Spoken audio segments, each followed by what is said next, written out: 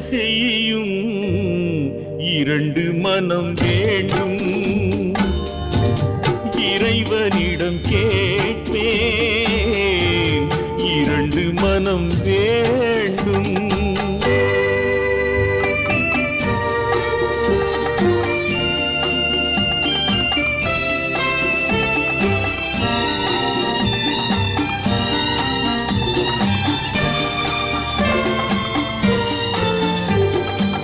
இரவும் பகலும் இரண்டானா, இன்பம் துன்பம்